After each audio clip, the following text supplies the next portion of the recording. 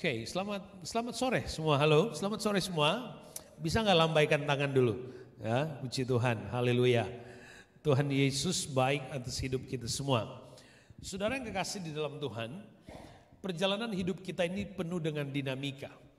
Ada banyak situasi di hidup kita di luar kontrol kita, ya. Dan itulah justru kesempurnaan kita sebagai manusia, karena kita sadar bahwa kita sesungguhnya sangat terbatas dan tidak dapat berbuat apa-apa di luar Tuhan. Dan pada situasi yang seperti ini justru kita diajar dan belajar untuk melihat dan memandang kepada Tuhan, ya, supaya iman kita tetap hidup, supaya iman kita tetap membawa kita menjadi dewasa di dalam Tuhan. Oke. Nah, saudara yang kekasih di dalam Tuhan, minggu yang lalu kita bicara tentang Passover, kita bicara tentang Tuhan mau supaya orang percaya itu terlebih dahulu memberi yang terbaik kepada Tuhan. Atau Tuhan yang paling berhak atas apa yang terbaik di hidup kita. Ya, dari potensi, energi, materi, apalagi semua. Ya, bahkan dikatakan yang sulung ya untuk Tuhan. Kita di dalam seri perjalanan bangsa Israel, ya, mulai dari Passover dengan beberapa perspektif dan berkat rohani buat kita. Kita akan terus berjalan sampai ke Kanaan, saudara. Setelah beberapa kali kita melihat awal dari keluarnya bangsa Israel. Nah, sore hari ini saya coba mengambil judul The Journey atau perjalanan. Ini bicara tentang perjalanan bangsa Israel. Dan berulang kali saya katakan dan kita semua memahami bahwa perjalanan bangsa Israel adalah picture dari perjalanan gereja atau picture dari perjalanan iman atau pertumbuhan iman menjadi dewasa di dalam Tuhan. Nah, saudara yang kekasih, saya ingin mengawali dengan sebuah pembacaan di dalam Mazmur pasal yang ke-23 ayat yang ketiga dan ayat yang keempat. Mazmur 23 ayat 3 dan ayat yang keempat. Saudara mengikuti, saya baca buat kita semua. Sudah bisa baca di screen saudara, di e-Bible saudara atau di Bible book saudara. Ia menyegarkan jiwaku.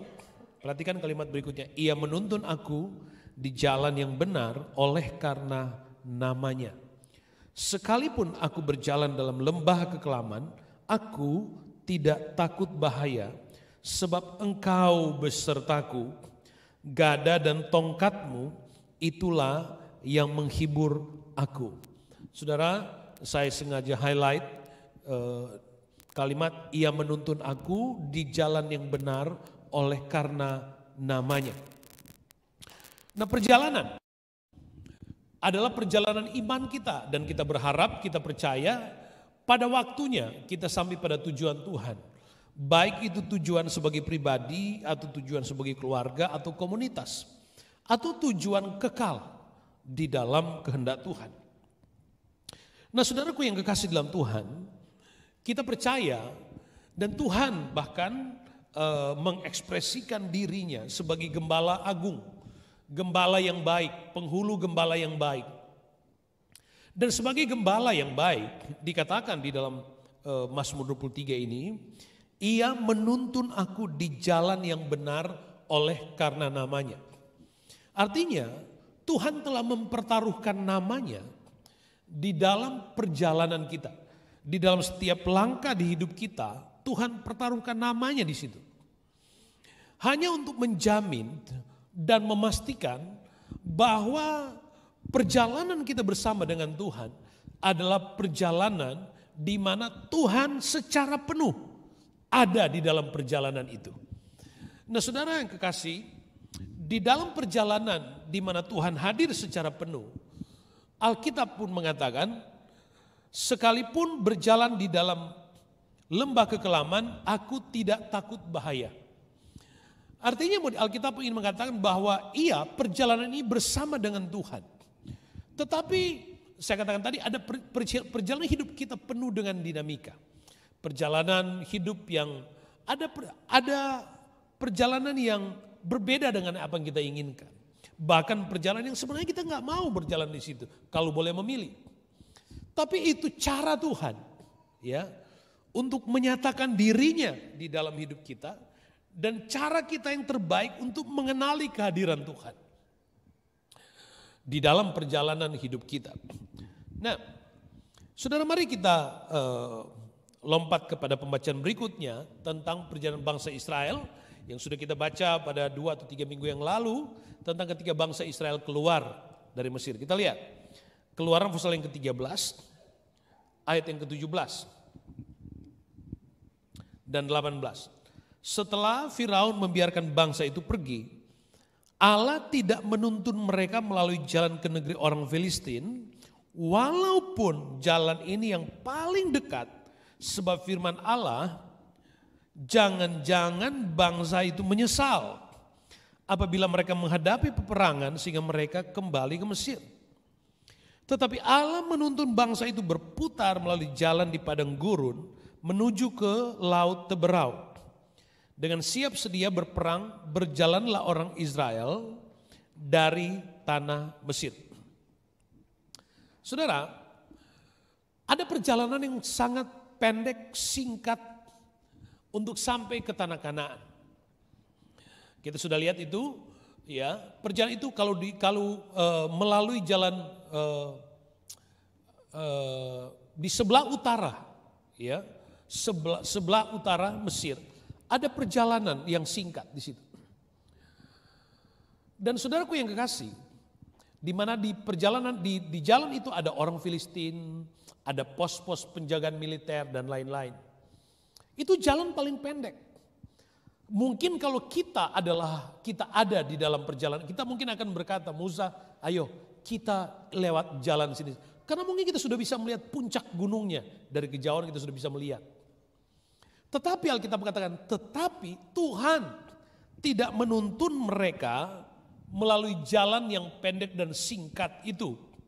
Tetapi Tuhan menuntun mereka berputar ke selatan. Instead of north, tapi ke selatan, yang kita sudah lihat gambarnya waktu itu, melalui jalan di padang gurun menuju ke laut Teberau. Tuhan bawa mereka berputar. Saudara, bangsa Israel 430 tahun mereka ada di Mesir. Dan kehidupan mereka di Mesir adalah kehidupan menjadi budak. Ya, awal-awalnya adalah kehidupan yang makmur ketika Yusuf masih memerintah sebagai prime minister di Mesir. Mereka mungkin menikmati keistimewaan, tapi setelah itu mereka kemudian populasi mereka berkembang, lalu kemudian mereka menjadi budak. 400 tahun diperkirakan sekitar 7 sampai 8 generasi. Dan saudaraku yang kekasih dalam Tuhan, saudara bayangkan satu bangsa ini. Kemudian saudara, mereka dikenal sebagai budak, mereka tidak memiliki keahlian lain. Mereka tidak memiliki pengalaman lain, mereka tidak memiliki wawasan yang lain, apalagi untuk berperang.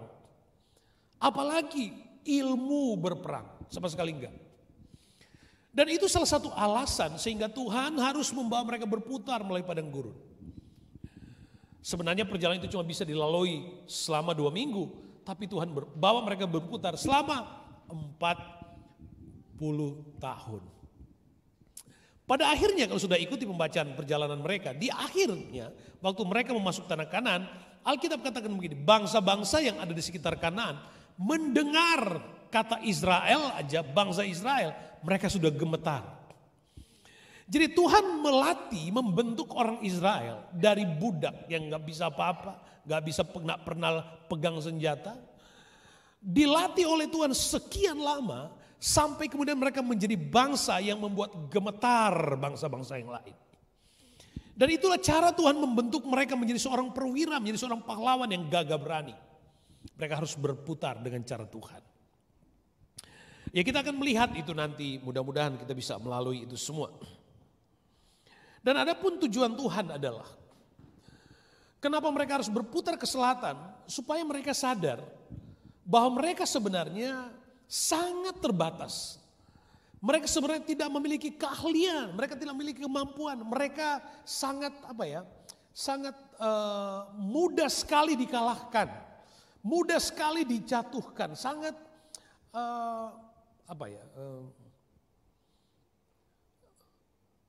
lemah, kira-kira begitu. Sehingga Tuhan harus melatih mereka terlebih dahulu, yang akhirnya saya katakan tadi.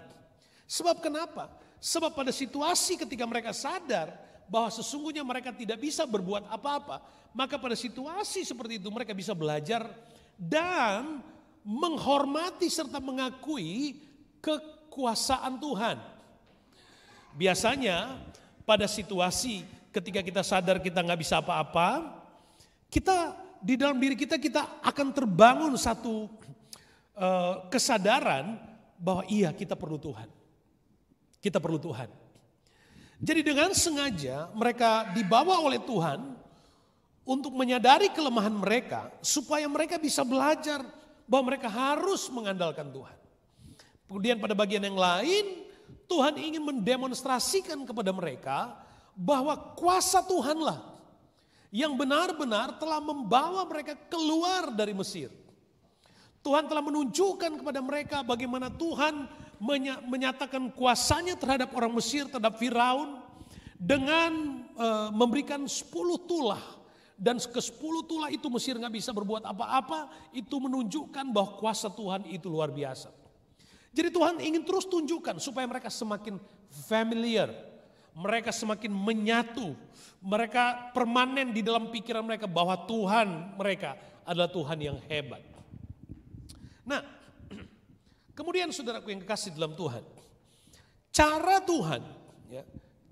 Tuhan untuk menyatakan kehadirannya di dalam perjalanan orang Israel, di dalam kisah ini kita lihat ya bagaimana wujud kehadiran Tuhan buat mereka. Ingat saya katakan tadi bahwa di setiap langkah perjalanan iman, di setiap perjalanan bangsa Israel, Tuhan mempertaruhkan namanya. Keluaran pasal 13 ayat 21 dan 22. Tuhan berjalan di depan mereka.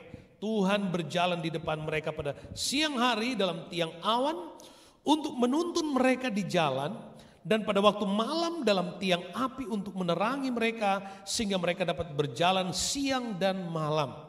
Dengan tidak beralih tiang awan itu tetap ada pada siang hari dan tiang api pada waktu malam di depan bangsa itu. Nah, saudara yang kekasih di dalam Tuhan, Alkitab mengatakan bahwa Tuhan menyatakan dirinya, kehadirannya melalui adanya tiang awan di siang hari dan tiang api di malam hari. Dan itu ada, jadi setiap hari dalam perjalanan mereka lihat itu. Mereka melihat itu secara real, secara nyata. Nah saudara, Tuhan berjalan bersama dengan mereka melalui tiang awan dan melalui tiang api. Sehingga mereka bisa melalui hari-hari mereka baik siang ataupun malam. Saudara, kita mengerti tantangan di siang hari di padang gurun adalah tantangan menghadapi panas terik yang berapa derajat Celcius saudara? Ya, panasnya minta ampun. Pada malam hari dinginnya juga minta ampun. Belum lagi kalau musim dingin, musim panas. Jadi saudara yang kekasih di dalam Tuhan, ada situasi perjalanan yang seperti itu sehingga Tuhan menyatakan diri, menyatakan kehadirannya dalam bentuk tiang awan dan tiang api. Dan kehadiran Tuhan ini sebagai dalam bentuk ini sebagai apa bagi mereka? Ya, kehadiran ini memberikan untuk apa? Untuk memberikan mereka direction, ya. Untuk dapat menunjukkan jalan buat mereka. Direction. Sekarang ada GPS. Ya, gampang. Alamatnya di mana? Google. Keren, cepat. Waktu itu juga sudah ada GPS, God Positioning System. Ya. Tuhan menyatakan diri, menunjuk, ingat. Saudaraku yang kekasih dalam Tuhan, Tuhan menyatakan diri kepada mereka secara nyata. Menunjukkan berjalan, dan mereka terus berjalan. Kita katakan mereka terus berjalan di siang hari, di siang malam. Artinya panas dan dingin tidak menghalangi mereka. Itu yang pertama. Nah, Mazmur 37 ayat yang ke-23. Tuhan menetapkan langkah orang yang hidupnya berkenan kepadanya. Apabila ia jatuh tidak sampai tergeletak sebab Tuhan menopang tangannya. Jadi dalam perjalanan hidup mereka dan perjalanan iman kita, ingat, ada kehadiran Tuhan yang secara nyata. Pada zaman dulu saudara, dalam sebuah perjalanan militer, perjalanan panjang dari kumpulan orang banyak, ya, perang. Metode yang digunakan adalah seorang pemimpin atau jenderal dia akan menugaskan seseorang yang kemudian menggunakan satu wadah tertentu, kemudian akan ada asap yang tinggi. Sehingga orang yang di belakang hanya akan mengikuti arah perjalanan itu melalui ketika mereka melihat asap itu. Sehingga tidak itu cara menuntun. Pada siang hari melalui asap, dan pada malam hari mereka akan ada api yang akan menuntun mereka. Tuhan menggunakan metode itu. Dan lebih akan sangat mudah dipahami oleh orang Israel. Oh iya, maksudnya itu apa? Kalau tidak dikasih tahu maksudnya apa, jangan-jangan mereka pikir api nanti kita dibakar. Nah, bukan, tapi Tuhan benar-benar menunjukkan kepada mereka sehingga mereka memahami bahwa ada direction dari Tuhan. Dan saudara yang dikasih di dalam Tuhan tidak hanya direction, tapi ada protection. Itu yang tadi saya katakan. Protection di sini adalah ketika di siang hari di tengah panas terik yang begitu sangat kuat, saudara, yang kalau mereka tanpa alat pelindung, seseorang itu bisa tidak bisa bertahan hidup. Berapa lama dia bisa bertahan? Bisa potensial untuk mati. Ya, potensial untuk mati. Pada tingkat titik panas yang paling tidak bisa mati. Begitu juga pada waktu malam, pada titik terdingin tertentu apalagi musim ini bisa mati. Nah, saudara, sehingga ada melalui tiang awan, tiang api itu ada protection. Protection di sini, saudaraku yang kekasih di dalam Tuhan, ya, saya mencatat seperti temperature control system, ya. Kalau tadi ada God positioning system, ini ada temperature control system. Jadi mereka tidak akan kepanasan atau tidak akan kedinginan. Jadi mereka bisa menikmati perjalanan dengan leluasa. Itu perjalanan. Jadi ada kehadiran Tuhan. Dan yang ketiga, tiang awan dan tiang api itu adalah bentuk Tuhan menyatakan diri kepada mereka. Dan orang Israel bisa sadar, iya ada Tuhan. Selama ada tiang awan, selama ada tiang api, mereka sadar, iya Tuhan berjalan bersama dengan mereka.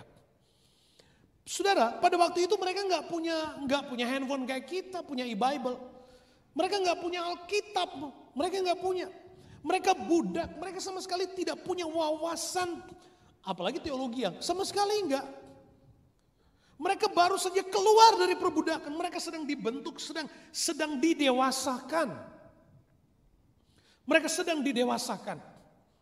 Dan pada situasi seperti ini Tuhan menyatakan diri secara real. Mereka bisa melihat dengan mata kepala mereka sendiri tentang kehadiran Tuhan supaya mereka bisa confidence bahwa iya ada Tuhan berjalan dengan mereka.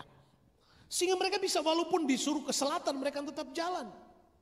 Ada kehadiran Tuhan. Nah,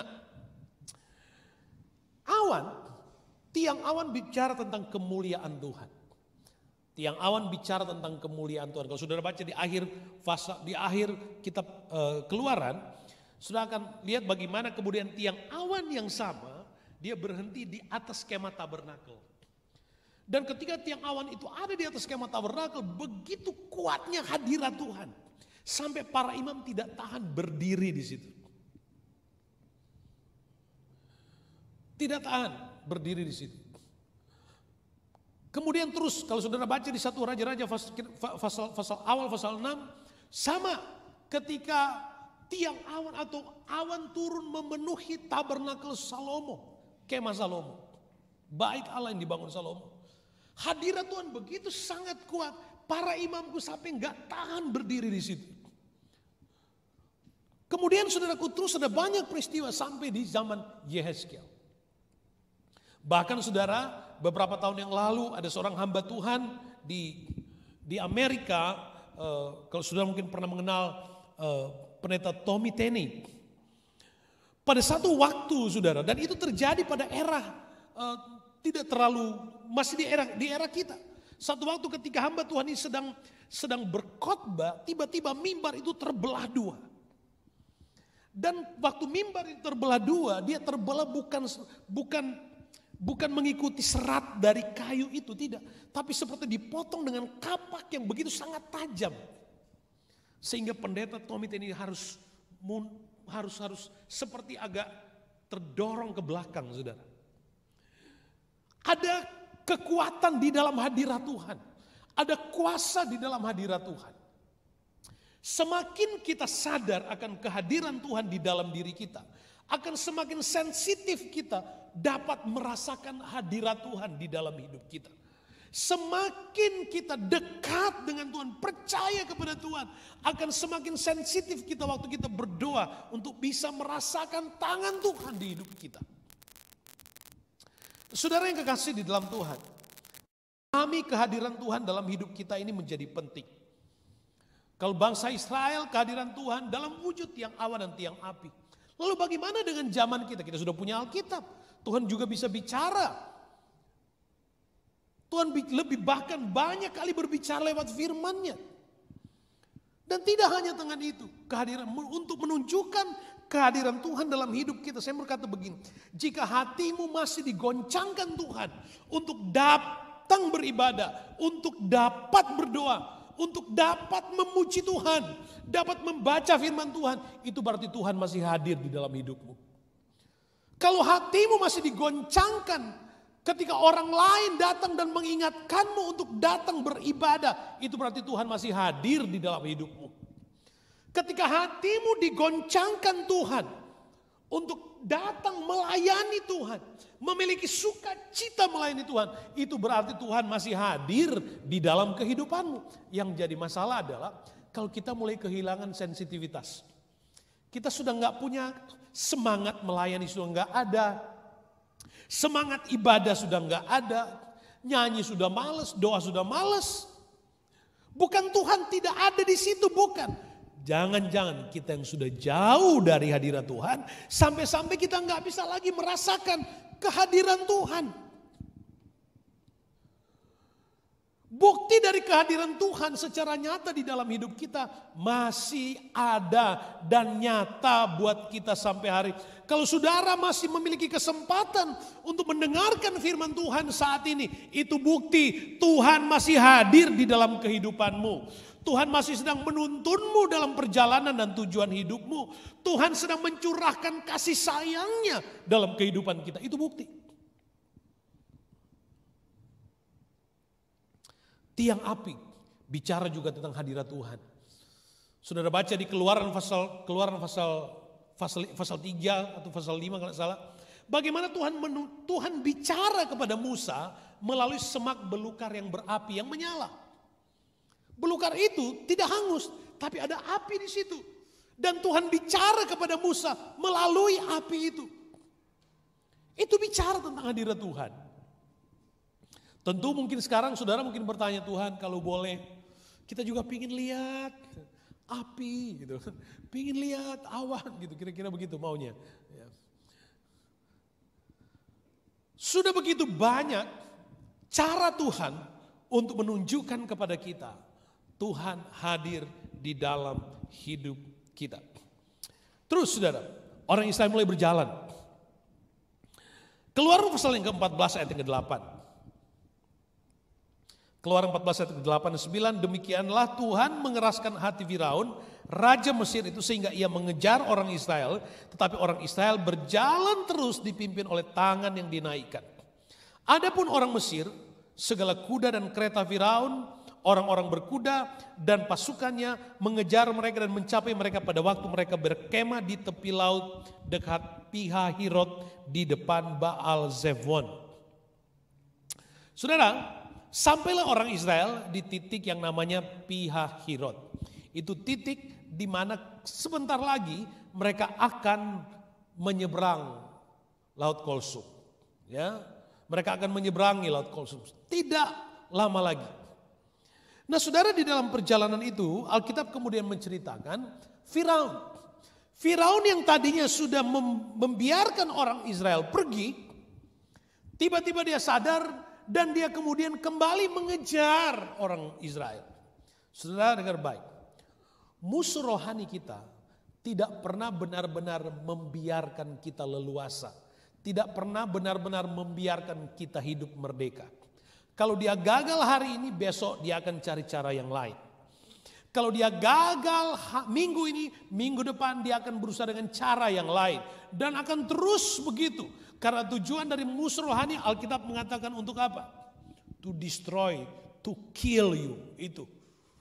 Pembinasa datang untuk membunuh, menghancurkan. Itu tujuan akhir supaya kita nggak sampai ke tujuan.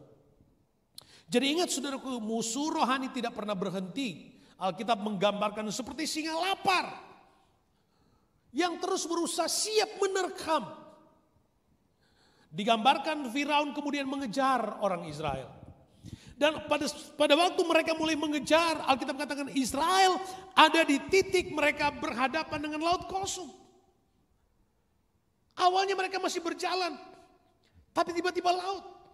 Tapi ingat, di depan mereka ada tiang awan dan tiang awan pada siang hari, tiang api pada malam hari. Mereka lihat, tapi Tuhan tuntun di situ.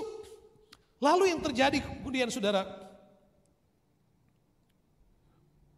kita baca terus, ayat 10. Ketika Firaun telah dekat. Saudara, di depan laut kosong, di belakang musuh, di belakang orang Mesir. Orang Mesir, Firaun dan 600 kereta kuda. Terbaik mengejar orang Israel hanya berjalan kaki. Mengejar. Dan saudara, pada zaman itu saudaraku tidak seperti teknologi hari ini dengan pesawat tempur, tidak, tapi kuda. Jadi orang Israel semakin lama mereka semakin mendengar suara kaki kuda musuh itu semakin terdengar. Artinya musuh itu semakin dekat. Di depan laut, di belakang Mesir yang mengejar. Kiri kanan itu tembok, gak bisa kemana-mana. Lalu Alkitab katakan ketika Firaun telah dekat, orang Israel menoleh. Orang Israel menoleh, maka tampaklah orang Mesir bergerak menyusul mereka. Lalu sangat ketakutanlah orang Israel dan mereka berseru-seru kepada Tuhan. Dan mereka berkata kepada Musa, perhatikan baik. Kemudian Israel menoleh ke belakang, melihat ke belakang, mereka melihat Mesir yang semakin dekat. Dan waktu mereka menoleh ke belakang, yang mereka melihat Mesir, itu memberikan rasa takut di dalam diri mereka. Takut di dalam diri mereka. Dan pada waktu mereka rasa takut, Alkitab katakan mereka berseru-seru kepada Tuhan. Mereka berseru dalam ketakutan, tapi seruan ini seruan sayang diri. Seruan ini diikuti dengan complaining.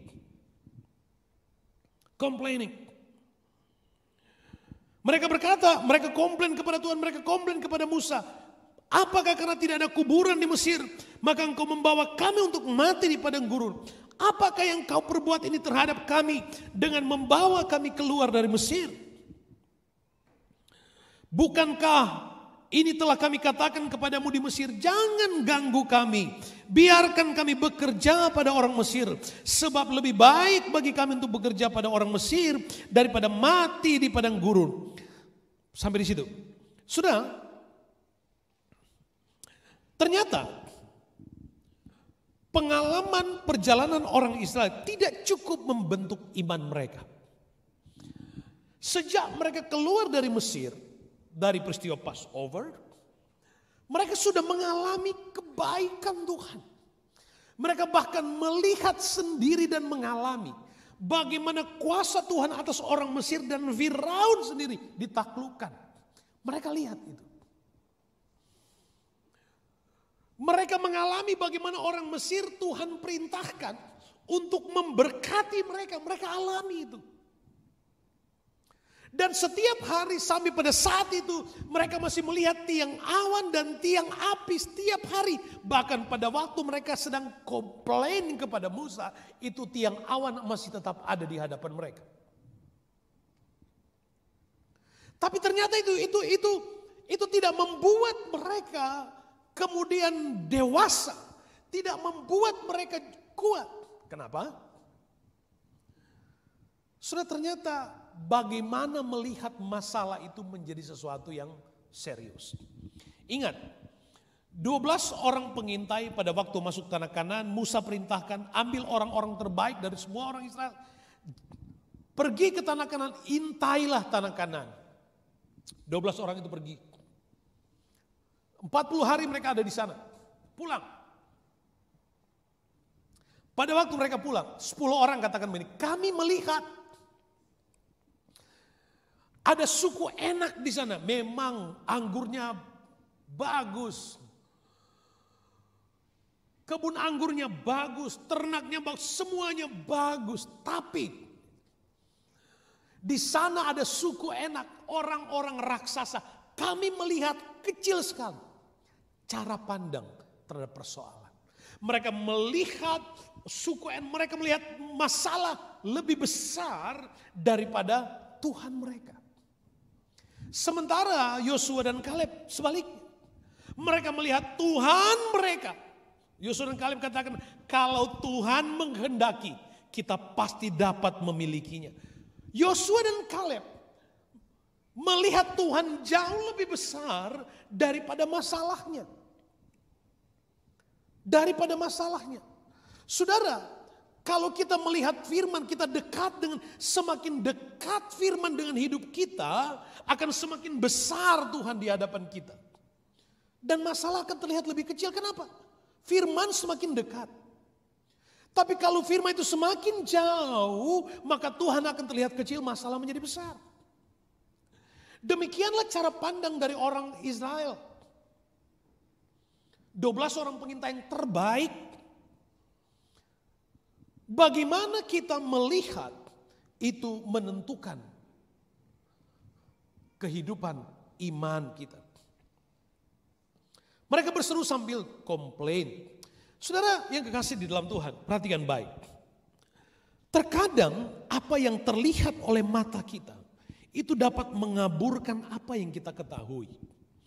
Terkadang apa yang kita lihat dengan mata kita itu bisa menutupi iman kita.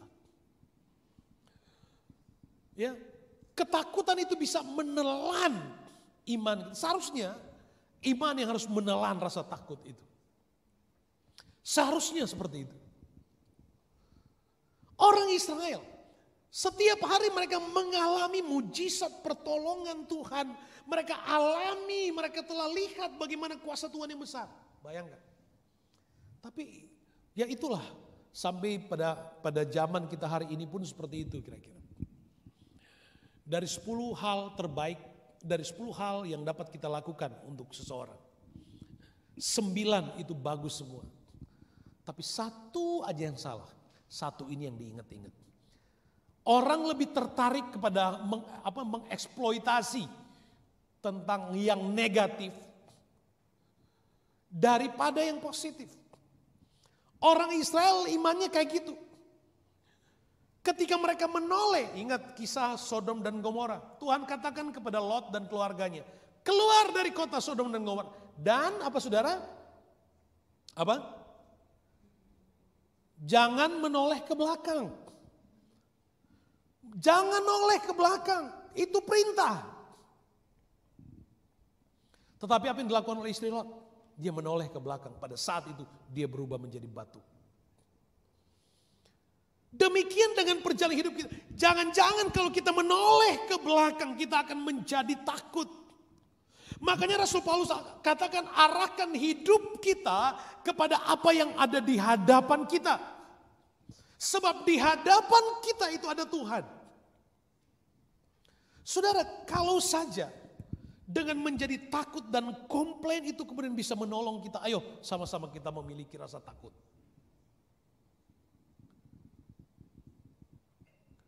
Tetapi rasa takut tidak pernah dapat menolong kita dengan baik. Waktu menoleh ke belakang timbul ketakutan yang besar, serius. Dan itu merusak iman. Ada lagu katakan, tiap langkahku diatur oleh Tuhan dan tangan kasih-Nya menuntunku. Gitu kan? Tuhan yang menuntun, ingat. Dalam perjalanan Tuhan telah mempertaruhkan namanya di setiap langkah hidup kita. Yang lalu biarkanlah berlalu, nggak usah lihat-lihat lagi ke belakang. Yang lalu biarkan berlalu, nggak usah lagi lihat-lihat ke belakang.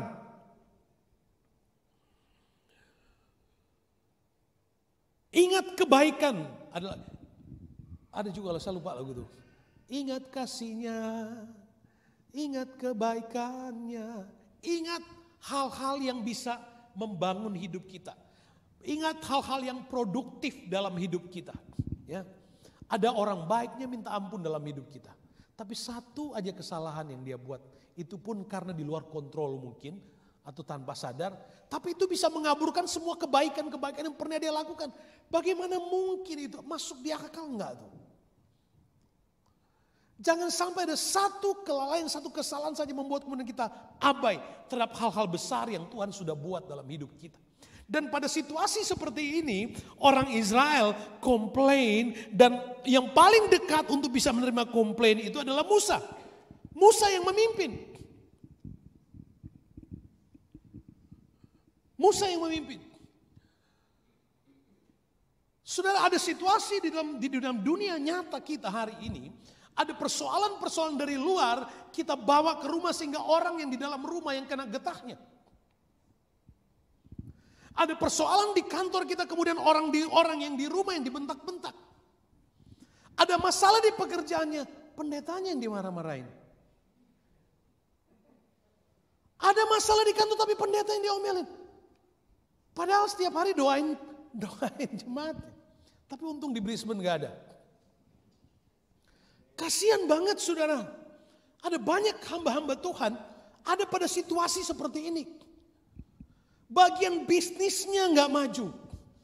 Yang disalahkan pendeta, malas kita ke gereja itu. Habis pendeta itu macam-macam. Bagian dia diberkati, mana ingat dia sama pendetanya. Tapi sekali lagi, untung di Brisbane gak kayak gitu. Tapi ini perlu kita menyadari bahwa ada kehidupan, ada fakta yang seperti itu. Seharusnya kalau kita pulang rumah, kalau kita punya masalah di pekerjaan, di rumah harusnya ada suasana kerajaan Allah di situ. Ya, jangan jadikan keluarga itu tempat apa? Karena kita nggak bisa ngamuk di kantor, kita ngamuk di rumah. Ya.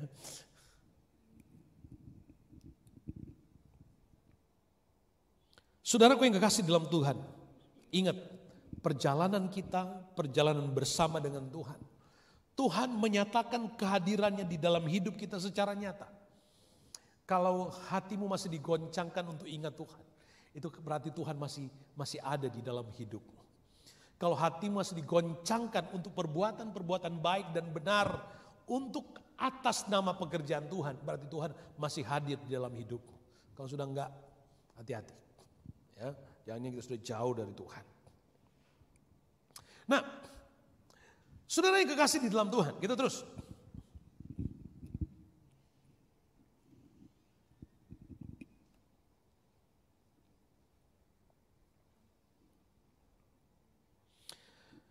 Orang Israel ada kurang lebih 10 kali masa orang Israel komplain selama perjalanan sampai ke Kanaan. Ada kurang lebih 10 mas. Ya. Ini yang pertama. Sudah mau belajar yang lainnya biar kita lebih pengalaman. Ini yang pertama. Nah, coba saudara sekarang kita lihat. Keluaran 14:13. Tetapi Musa berkata kepada bangsa itu, janganlah takut, berdirilah tetap dan lihatlah keselamatan yang dari Tuhan yang akan diberikannya pada hari ini kepadamu. Kita semua menginginkan keselamatan yang dari Tuhan untuk kita bisa nikmati pada hari ini. Itu clear. Semua mau seperti itu. Tapi Alkitab jelas katakan untuk kita bisa menikmati, melihat keselamatan, pertolongan dari Tuhan, untuk kita bisa nikmati hari ini diberikan oleh Tuhan pada hari ini untuk kita, maka ada syaratnya. Jangan takut. Haleluya. Jangan takut. Ada kurang lebih 365 kata jangan takut di dalam Alkitab. Mari setiap hari pegang satu, jangan takut. Perjalanan kita itu keras. Perjalanan kita itu keras walaupun keras. Tapi ada Tuhan bersama dengan, sekalipun aku berjalan di dalam lembah kekelaman, aku tidak takut bahaya. Kenapa? Karena Tuhan berjalan bersama-sama dengan kita. Karena Tuhan ada di dalam perjalanan itu. Tuhan mempertaruhkan namanya di setiap langkah hidup kita. Ia menuntun aku di jalan yang benar. Sekalipun jalan itu harus berputar, tapi kalau itu benar, karena di situ ada nama Tuhan. Itu jalan yang terbaik buat hidup kita. Yang sebelumnya ada jalan yang pendek, singkat, cepat. Kita pikir begitu. Tapi mungkin kalau kita pilih jalan itu, kita sudah lama hancur. Kalau orang Israel pilih jalan yang pendek, singkat, cepat itu, mungkin mereka sudah lama pulang, lari kembali ke Mesir. Saudara yang kekasih di dalam Tuhan Yesus Kristus, Tuhan katakan jelas sekali, jangan Tuhan akan memberikan keselamatan, tapi syarat jangan takut, berdirilah tetap. Haleluya. Makanya saudaraku, kalau kita menghadap, masih sama-sama kita punya. Saya punya masalah sendiri. Saya sedang deal dengan masalah saya. Saudara sedang deal dengan masalah saudara. Ayo, jadilah pemenang dalam setiap masalah hidup kita. Jadikan masalah di hidup kita menjadi cara terbaik untuk kita dapat melatih iman kita. Untuk kita bisa melatih belajar berharap kepada Tuhan. Untuk kita bisa belajar melihat kehadiran Tuhan di dalam hidup kita. Amin. Jangan doanya, biarlah cawan ini lalu daripadaku. Ya, paling senang orang doanya begitu. Tuhan, biarlah cawan ini lalu daripadaku. Saudaraku yang kasih, mari kita melatih diri kita di dalam setiap dinamika hidup kita. Sekeras apapun, ingat, sekali anak Tuhan, sekali kita menjadi milik Tuhan, menjamin kita sampai kepada tujuan. Apapun pergolakan di dalam hidupmu saat ini, dengar baik. Tuhan pasti akan membawamu sampai ke tujuan. Iya, ada lembah kekelaman, tapi ada waktunya kita akan kembali naik ke puncak gunung. Karena itu tujuan Tuhan. Supaya kita belajar berharap dan mengandalkan Tuhan. Sehingga pada waktu kita cerita, kita tidak bercerita tentang diri kita yang hebat dan gagah kuat ini. Tapi kita akan cerita, Tuhan hebat. Sekalipun di lembah kekelaman, tapi Tuhan menuntun sampai ke tujuan. Haleluya. Itu cara Tuhan. Itu cara Tuhan. Musa katakan jangan takut. Berdirilah tetap. Berdiri tetap artinya apa? Firm dengan iman. Kalau Alkitab katakan ya, pegang iman. Pegang kata firman Tuhan. Kalau bagian ayat yang kita suka, oh amin, puji Tuhan. Kalau bagian ada ayat-ayat yang menemplak dosa kita, menegur kita, cepat-cepat kita pindah ke lembaran yang lain. Ya. Kadang-kadang kalau saya mempersiapkan ayat untuk dikirim kepada yang daily verses yang saya suka kirim, kadang-kadang saya cari ayat doa, cari ayat yang bisa membangkitkan semangat. Ya, itu firman, itu makanan rohani. Tapi ada saat ayat yang memang dengan sengaja supaya bisa mengingatkan kita, supaya kita tidak diinabobokkan, kita tidak dimanja. Kita sadar bahwa firman Tuhan itu bisa menegur, menemplak kita, mengingatkan kita. Oke, menarik sekali. Ayat yang ke-14 dikatakan, Keluaran pasal 14, masih 13, sorry. Sebab Musa katakan, sebab orang yang kamu lihat hari ini tidak akan kamu lihat lagi untuk selamanya. Makanya jangan noleh ke belakang. Semakin noleh ke belakang, rasanya itu musuh semakin dekat. Semakin dekat, gak usah. Arahkan hidup kita kepada apa yang ada di hadapan kita. Ya, yang di belakang biarkanlah itu di belakang. Biarkan itu di belakang. Tuhan jamin kok. Ya memang ngeri-ngeri sedap. Tapi terus berjalan. Terus berjalan. Oke, ayat 14. Sebab ayat 13 dikatakan, yang kamu lihat hari ini tidak akan kamu lihat lagi nanti. Artinya, seberapa besar pun masalahmu yang kamu alami hari ini, Tuhan sanggup buat itu tidak akan pernah kelihatan lagi. Artinya Tuhan berikan jamin. Ayat 14, kita baca sama-sama. Ayat 14. Saudara masih bisa baca? Masih bisa? Pakai masker, gak apa-apa ya. Baca sama-sama. 1, 2, 3. Tuhan akan berperang. Sekali lagi. 1, 2, 3. Tuhan akan berperang untuk kamu. Dan kamu akan diam saja. Yang baca puji Tuhan. Tuhan akan berperang. Ada kehadiran Tuhan. Ada kehadiran Tuhan di dalam hidup kita. Ada memang masa di dalam perjalanan hidup kita memang Tuhan cuma bilang kamu diam aja. Nggak usah banyak komplain, diam aja. Lihat pertolongan Tuhan, lihat cara Tuhan menolong.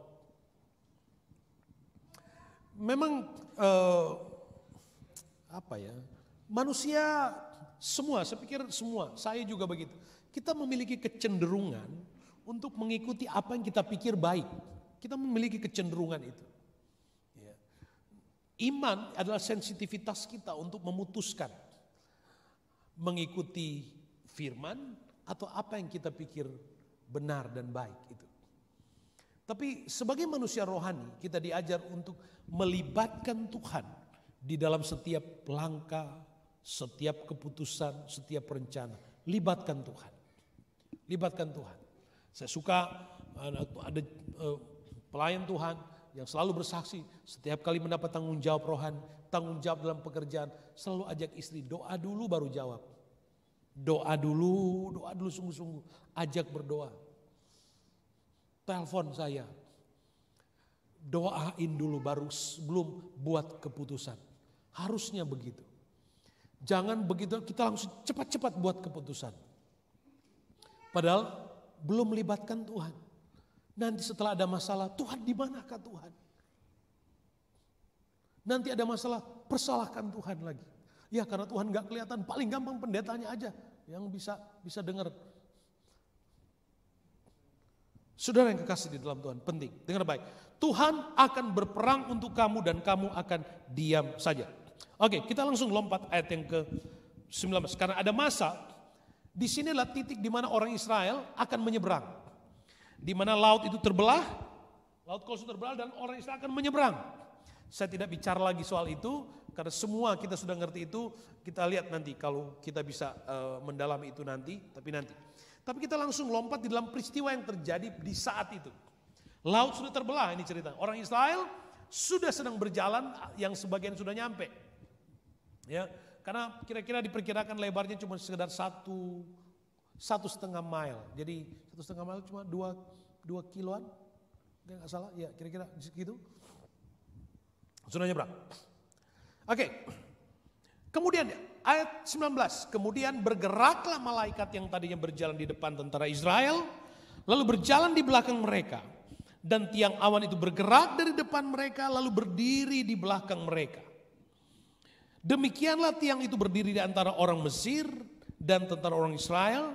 Dan oleh karena awan itu menimbulkan kegelapan, maka malam itu lewat sehingga yang satu tidak dapat mendekati yang lain semalam-malaman. Tiang api yang tadinya di depan, Alkitab katakan malaikat Tuhan yang tadi di depan, kehadiran Tuhan yang tadi di depan, dia tiba-tiba bergerak ke belakang. Dan ada tepat di antara orang Mesir dan orang Israel. Padahal orang Israel mereka rasa-rasanya sudah bisa merasakan itu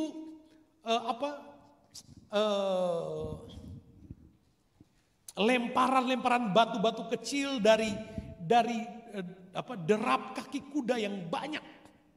Semakin dekat. Dan Tuhan tahu momen yang terbaik untuk Tuhan intervensi. Tuhan tahu. Tuhan paling mengerti itu. Dan Tuhan, Alkitab katakan Tuhan kemudian bergerak di antara. Makanya ayat yang kita baca tadi, Tuhan menetapkan langkah orang. Apabila ia jatuh tidak tergeletak. Sebab tangan Tuhan menopangnya. Saya selalu katakan, saya suka istilah ini. Saya hampir-hampir bisa merasakan diri saya dan lantai kejatuhan. Tapi ada tangan Tuhan yang menopang. Tuhan ada di antara musuh rohani kita dan hidup kita. Tuhan berdiri di antara tepat di titik jurang kejatuhan. Jurang kehancuran dan hidup kita.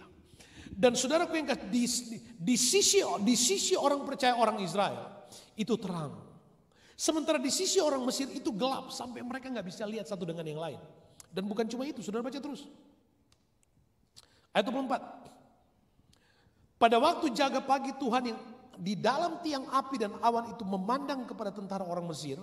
Lalu dikacaukannya tentara orang Mesir itu. Ia membuat roda keretanya berjalan miring dan maju dengan berat.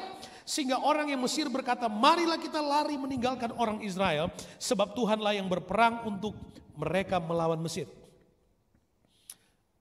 Mesir mulai tambah dekat. Tapi apakah Tuhan biarkan? Walaupun pikiran kita, aduh mereka bawa kuda, ada 600 tentara kuda. Satu kereta 3 orang, satu drivernya 2 orang pemanah dan pegang tombak. 3 orang. Gimana gak buat takut?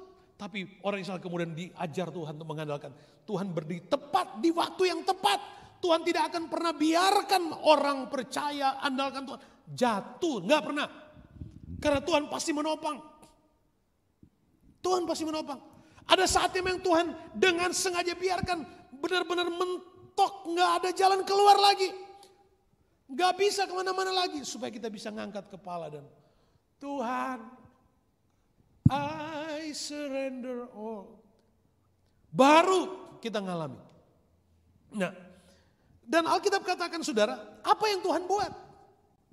Musuh yang semakin dekat itu Tuhan buat apa?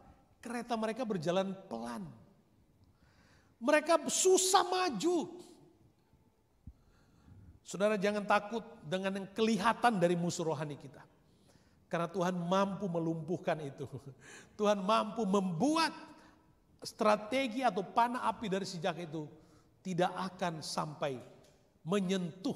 Alkitab katakan Sadrak, Mesak, Abednego dibakar di dalam api pun bau kebakaran pun gak melekat di baju mereka. Kenapa? Karena ada covering. Ada covering. Hidup kita juga seperti itu. Ada perlindungan Tuhan. Gak usah takut. Maju terus. Sama-sama kita maju terus. Anda mungkin bilang begitu. Enak jadi pendeta. Cuman bisa ngomong. Jangan takut. Saya sama dengan saudara. Masih daging sama. Punya rasa yang sama. Tapi ayo mari sama-sama kita melatih diri kita untuk tidak takut. Jangan oleh ke belakang. Maju tuh arahkan hidup kita pada apa yang di hadapan kita. Ada penyertaan Tuhan di depan, di belakang. Tuhan hadir dengan kuasa yang nyata. Dan saya suka bagian ini. Alkitab katakan ini. Orang Mesir sendiri pada waktu mereka ngalaman itu, mereka bilang begini. Marilah kita meninggalkan orang Israel, ayo kita lari. Sebab Tuhan yang berperang untuk mereka. Wow. Saudara lihat bagaimana intervensi Tuhan. Tuhan tidak buat orang Israel, Tuhan angkat orang Israel dan langsung seberangkan. Tuhan tidak langsung buat seperti itu saat itu. Mereka masih berjalan. Tapi yang Tuhan buat apa saudara? Ketakutan di antara orang Mesir. Sampai mereka di dalam usaha mereka yang sudah dekat, sudah berhasil. Akhirnya mereka melihat Tuhan di dalamnya. Sampai mereka katakan begini, ayo kita lari karena Tuhan yang berperang untuk mereka. Oh, di dalam alam roh kita, saya percaya saudara, ketika musuh rohani mulai mendekati hidup kita dan mulai merasakan suasana kemenangannya, karena kita mulai malas mungkin, tapi karena Tuhan sayang banget sama kita, Tuhan kondisikan satu keadaan di alam roh, sehingga apa? Yang terlihat justru kemenangan yang besar di pihak kita. Kita nggak bisa lihat secara dengan mata kita saat ini. Tapi ada pengalaman kekuatan firman. Saudara, dan terjadi juga di zaman kita. Di 2014 ada sebuah majalah yang memuat tentang wawancara dengan seorang tokoh militan. Ketika Israel yang setiap hari dibombardir. Dan apa saudaraku? Seorang wartawan bertanya kepada pimpinan kelompok militan. Apa jawabnya?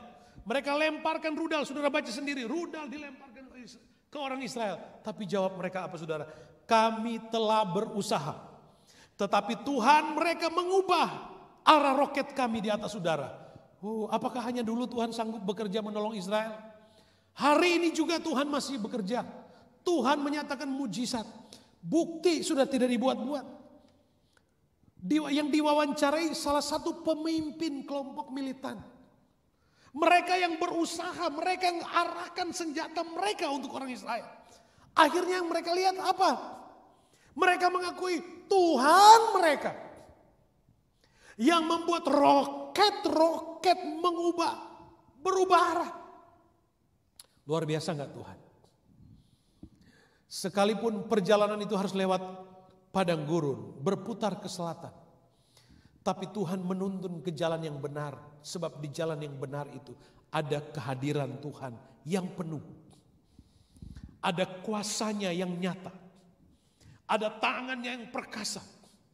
Sehingga segala usaha yang menghalangi perjalanan hidup kita, dia tidak akan sepanjang kita berjalan dengan iman, mengandal, belajar melihat kehadiran Tuhan. Percaya bahwa Tuhan yang menuntun hidup kita, imani. Kita pasti sampai tujuan. Iya benar, mungkin ada goresan-goresan, sisa-sisa perang dalam perjalanan hidup kita. Ada sisa-sisa tangisan, ada goresan yang menyayat hati kalau kita ingat. Tapi dengar baik, kalau hidupmu ada di dalam tangan Tuhan, tidak ada yang bisa merusak perjalanan. Kalau hidup kita tetap melekat, tetap berdiri, jangan takut. Kita akan melihat keselamatan yang dari Tuhan. Izinkan Tuhan bekerja di dalam diri kita secara lihat, alami pertolongan Tuhan. Mungkin sudah berkata, mana Tuhan? Dengar baik. Ketika mungkin kita berkata, mana Tuhan? Tuhan, di sisi yang lain Tuhan sedang bekerja, memasang pagar buat hidup kita. Tuhan sedang memerintahkan malaikat-malaikatnya untuk menjaga kita. Suasana yang kita hadapi hari-hari ini, apapun situasinya, dengar baik, tetap jalan. Hidup kita ini sudah diukir di dalam tangan Tuhan. Kita sampai pada tujuan Tuhan. Jangan takut, maju terus. Ya, berjalan dengan iman. Belajar memiliki pikiran yang produktif, membangun iman. Hal-hal yang tidak membangun, nggak usah. Belajar memiliki bibir yang sehat. Ya, belajar memiliki telinga yang sehat. Memuliakan Tuhan dan mendengar hal-hal yang baik. Supaya saudaraku kita akan tetap kuat. Ya, kalau istri bicara hal-hal yang tidak membangun, ayo suami harus encourage supaya ngomong hal-hal yang positif. Dan sebaliknya, jangan kalau satu lagi susah, ya kamu susah, ya saya juga tuh susah ya. Ayo encourage satu dengan yang lain. Dengan apa? Dengan kehidupan iman. Yakin berjalan dengan iman. Ada pertolongan Tuhan. Ada kehadiran Tuhan. Seberapa hebatnya musuh yang menghalangi jalan kita. Ingat, dia tidak pernah memang berhenti. Dia seperti singa yang lapar, kata Alkitab. Dia akan tetap berusaha. Tapi kalau kita menikmati kehadiran Tuhan, gak usah takut. Gak usah takut. Ada GPS. Ada GPS.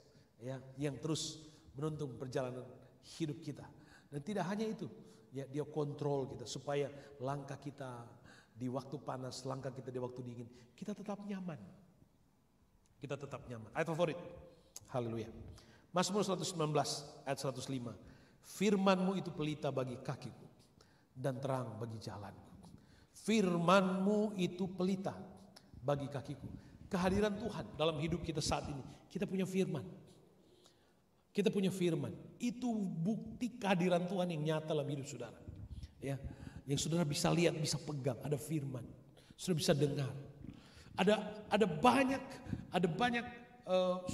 kondisi, ada banyak elemen di kehidupan nyata kita, di mana kita bisa melihat dan merasakan bahwa itu adalah bentuk kehadiran Tuhan dalam hidup. Masih ada orang yang berdoa untuk saudara, ada orang yang mengingatkan saudara, ada orang yang membagi buat saudara, demikian juga peran saudara untuk orang lain.